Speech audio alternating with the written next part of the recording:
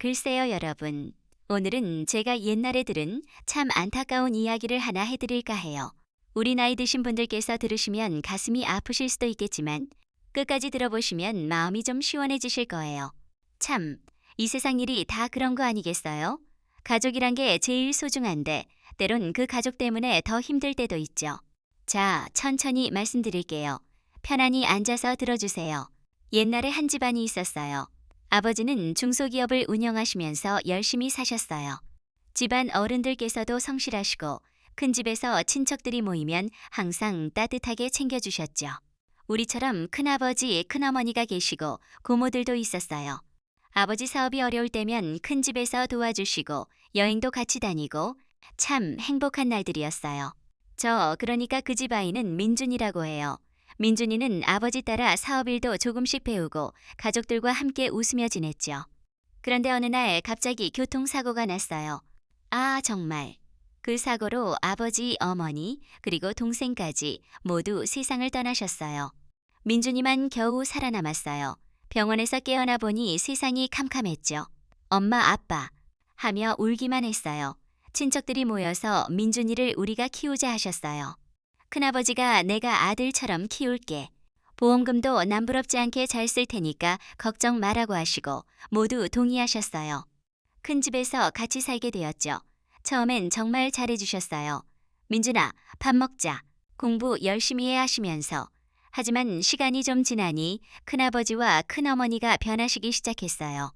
민준이 재산, 그러니까 사고 보상금과 보험금을 관리하시면서 조금씩 사업에 쓰시더라고요. 민준이가 성인 되면 돌려줄 테니까 아무 걱정 마 하시면서요. 민준이는 어렸으니 네, 알았어요 할 수밖에 없었죠.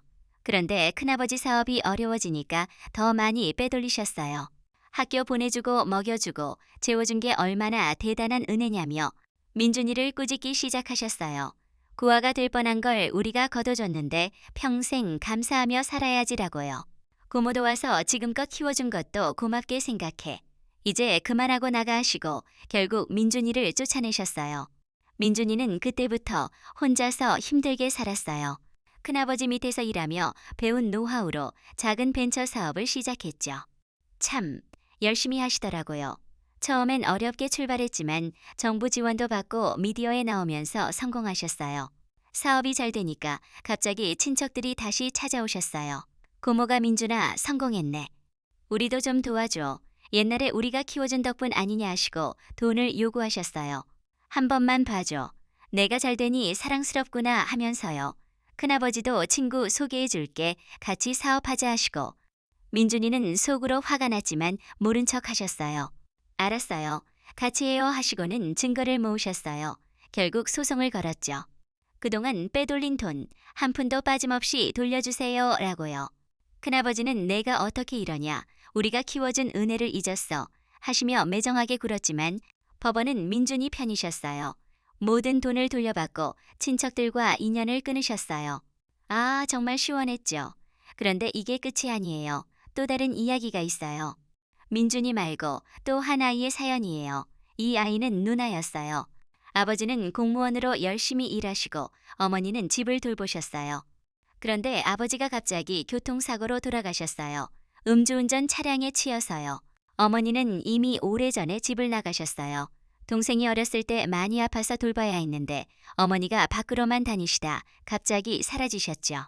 누나는 동생을 돌보며 힘들게 살았어요. 아버지 돌아가시자 동생 건강이 더 나빠졌어요. 누나 엄마 보고 싶어 하며 울고 누나는 어머니를 찾아봤어요. 전화하니 어머니가 동생이 아파서 병원에 데려가라고 한 게 아니고 보고 싶어서 하시더라고요. 알고 보니 어머니는 새 가정을 꾸리셨어요.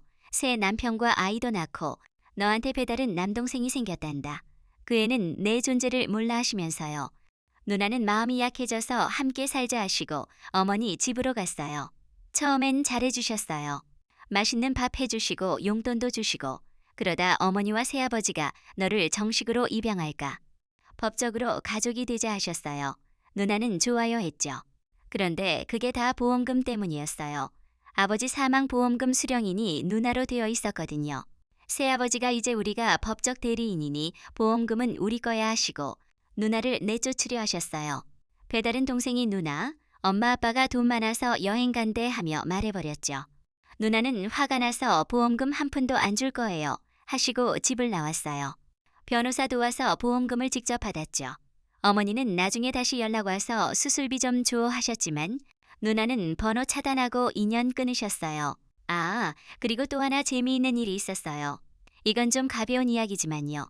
수영장에서 한 아줌마가 아이 얼굴에 오물을 뿌린 거예요. 아이가 물에 빠뜨린 장난감 때문인지 싸움이 났죠. 상식적으로 이게 말이 되냐 하시며 큰 소리치고 옆에 할아버지가 애미가 잘못했네. 사과해야 하시니 아줌마가 더 화내시고 결국 경찰 불러서 해결됐어요. 할아버지가 학생들 앞에서 그러면 안 돼 하시며 나무라시더라고요. 참 세상 일이 다 그렇죠. 여러분 이 이야기들 들으시니 어떠세요? 가족이란 게 참 소중한데 돈 때문에 이렇게 변할 때가 있으니 마음이 아프죠. 하지만 민준이도 그 누나도 결국 스스로 일어서서 잘 사셨어요. 우리 나이 드신 분들 건강 챙기시고 주변 사람들 잘 살펴보세요. 진짜 가족은 돈이 아니라 마음으로 알아보는 거예요. 항상 평안하시고 좋은 하루 되세요. 참 고맙습니다.